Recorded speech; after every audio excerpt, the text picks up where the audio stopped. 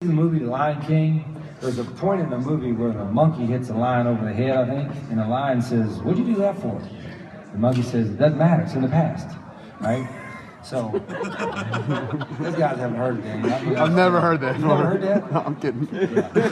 I hadn't thought much about it. You know, I think there was some, like 2 weeks ago, we were, I don't know where we sit, like 6 or 7 commitments, and people were like, gosh, they won the Pac-12 South, and they got everything going on, and why don't they have more? And I was like, you know, I kind of thought, yeah, but at the same time, like, we want to go approach this a little slower, and the next thing you know, we get 7 or 8 in 1 week, you know. So I think that's helped. I think more than anything else, they see the commitment to the program, you know, from a facility standpoint, from a competitive standpoint, and they like what they see.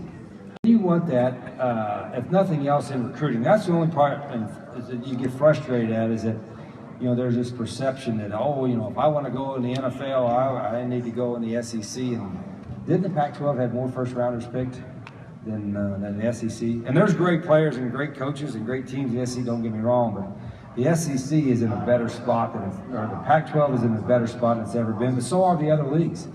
I don't think we, recruiting-wise, have to take a back seat to anybody, and that's what we tell our guys. And I think they can see it when they visit campus, especially if they visit Tucson, Arizona, and see our facility. They'll say, okay, this is big time, and that's fun to talk about.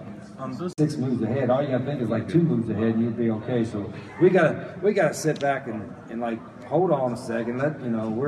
We watch a lot of film and all that, and sometimes, you know, that's why I said, why do you have I've said this before, why, you know, he doesn't call the plays. We call the plays, but he has to make a decision on the play. I said, why don't you let your quarterback call the plays? I'm like, I got a pretty big mortgage payment. I don't want to let some kid that watches the SpongeBob SquarePants on Saturday mornings calling the plays. Are you kidding me?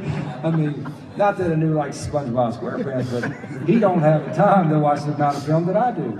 So we'll call the plays, but he's got to make a decision on about 80% of them, and I think he's been pretty good at it. Rich, how early do you start watching film on opponents? I was curious if you had any thoughts on UCLA and maybe their quarterbacks. Yeah, I don't.